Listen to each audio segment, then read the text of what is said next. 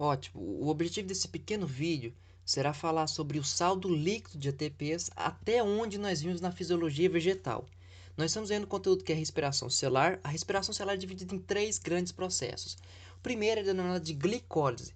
A glicólise, ela vai da molécula de sacarose até a molécula de piruvato. Como a molécula de sacarose possui 12 carbonos e a molécula de piruvato possui apenas 3, eu irei ter 4 moléculas de piruvato. Piruvato é o composto final da glicólise, a sacarose é o composto inicial. A segunda etapa da respiração celular é chamada de ciclo de Krebs, ou ciclo do ácido cítrico.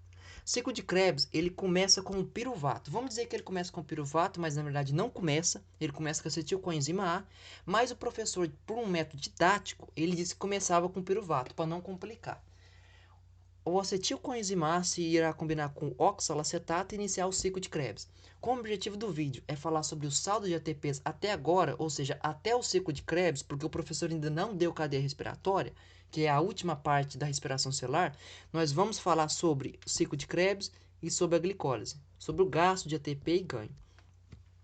A glicólise, ela consiste em quebrar a molécula de sacarose. Então essa é a primeira reação, quebrar a molécula de sacarose. Existem duas vias distintas de quebrar essa molécula. A primeira via é catalisada pela enzima invertase.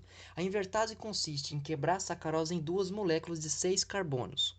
A primeira molécula é chamada de frutose e a segunda de glicose.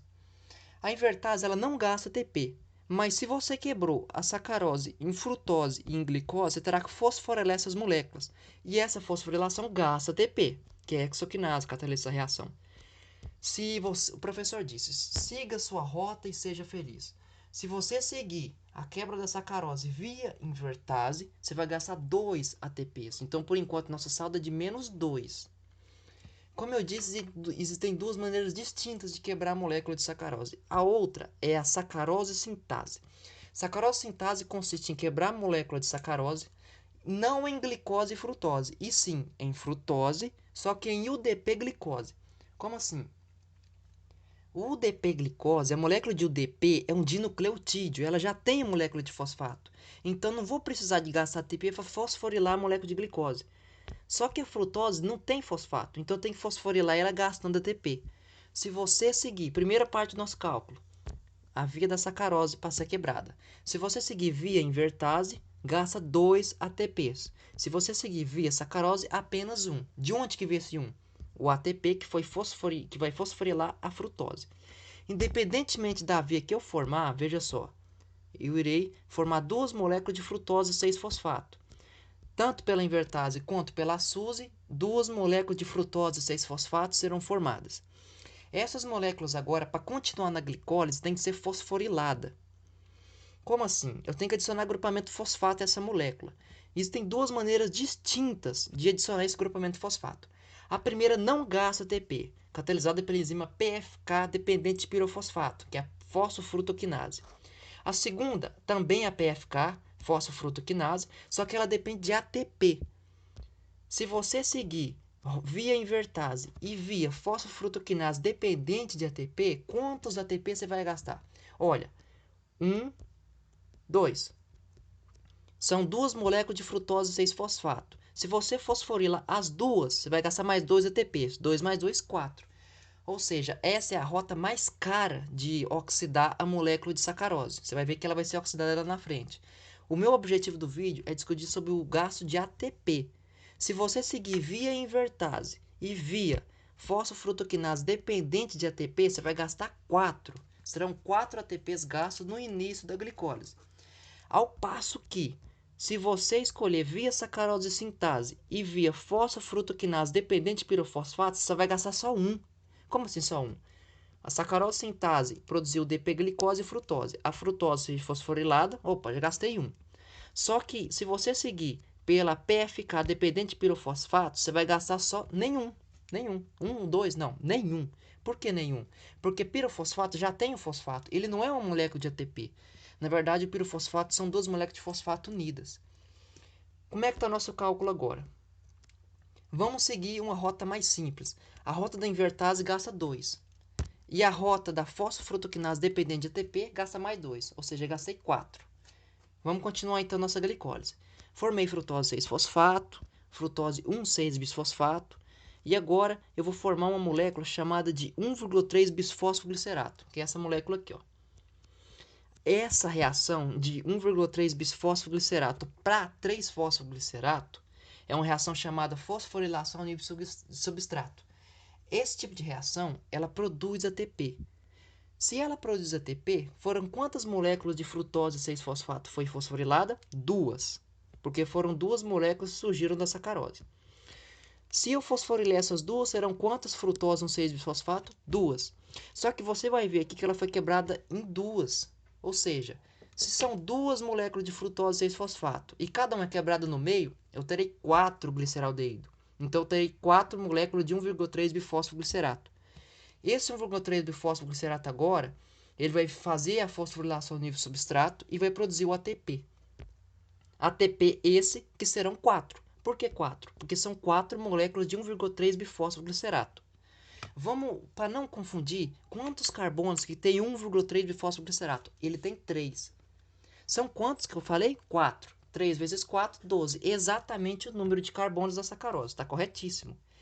Se eu gastei 4 ATPs no começo, via invertase e via fosfofrutoquinase dependente de ATP, e eu produzo 4 ATPs agora, vou ficar com saldo líquido de 0, porque eu regenerei o ATP que eu gastei.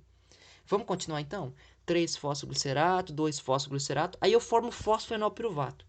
O fosfoenolpiruvato, na última reação da glicólise, ele vai formar uma molécula de ATP. Lembra que meu saldo líquido é de 0? Ótimo. Se eu produzo mais 4 ATP, por que 4 ATP? Porque são 4 moléculas de fosfoenolpiruvato. Cada uma produz 1 ATP. 4 vezes 1, 4.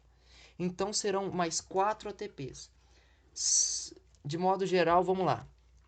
Se você seguir via invertase, via fosfofrutoquinase dependente de ATP, você vai produzir no final mesmo, 8 ATPs. De todo jeito vai ser produzido 8 aqui. Do 1,3-bifosfoglicerato até o 3-fosfoglicerato e do fosfoenolpiruvato até o piruvato. Serão produzidos 8. Quantos eu gastei no começo? Foram 2 para fosforilar a frutose 6-fosfato e mais 2 para fosforilar a frutose e a glicose. Ou seja, gastei 4. 8 menos 4, 4 ATPs de saldo líquido, se seguir essa via. Qual a outra alternativa que eu posso ter? De todo jeito, do gliceraldeído para frente, vão produzir 8 moléculas. Se eu seguir pela sacarose sintase, lá na quebra da sacarose, lá no começo, se a sacarose sintase quebrar a sacarose em molécula de UDP, glicose e frutose, eu vou gastar 1 ATP.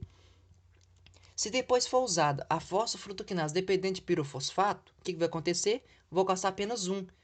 Qual que é o caminho mais rentável, o que gasta menos ATP para quebrar a molécula de sacarose? Sacarose sintase e fosfofrutoquinase dependente de pirofosfato. Consequentemente, o saldo líquido vai ser de 7. Por que 7? No começo de todo jeito vai gastar 8. Só que lá no começo da quebra da sacarose eu gastei 1. E depois, para fosforilar as 2 moléculas de frutose 6-fosfato, eu utilizei a fosfofrutoquinase dependente de pirofosfato. Consequentemente, quantos ATP que eu vou ter de saldo líquido? 7. 8 menos 1. A próxima etapa, ou seja, vai depender da via que você seguir na prova. Se você seguir, vamos seguir pela invertase. Nosso saldo líquido é de 4. Por que 4? Gastei 4 no começo, produzi 8. 8 menos 4, 4. O ciclo de Krebs ele vai produzir 4 ATPs. Se o ciclo de Krebs produzir 4, 4 mais 4, 8. Ou seja, até agora a disciplina é resumida em 8 ATPs. Por que 8? Cada volta no ciclo de Krebs produz uma molécula de ATP. Aqui, olha aqui. Cada volta produz uma molécula de ATP. Se são 4 voltas, serão 4 ATPs. Mas eu gastei 4 aqui no começo, via invertase e via fosfofrutoquinase dependente de ATP. No final, produzi 8. 8 menos 4, 4. Qual que é o saldo líquido da glicólise? Vai depender da via que você seguir. Vamos seguir pela via da invertase e fosfofrutoquinase dependente de ATP. Eu teria o saldo líquido de 4. No ciclo de Krebs não tem via para você seguir. Vai ser uma via só, uma via alternativa. Serão produzidos mais 4 ATPs. Saldo líquido de 8. O professor vai falar sobre a cadeia respiratória, que vai produzir 95% do ATP gasto na célula, ou seja, 30%, 30 vezes o que a gente está produzindo, que é 8. E depois nós veremos o que será produzido.